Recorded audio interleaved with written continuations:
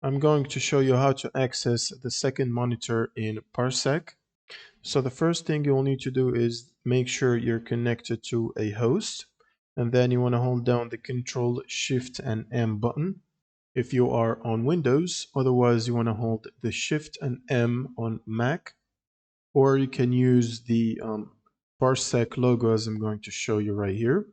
You will need to click on the Parsec logo on the top left here, and you will need to find the screen or monitor. So you should either find display or monitor option here.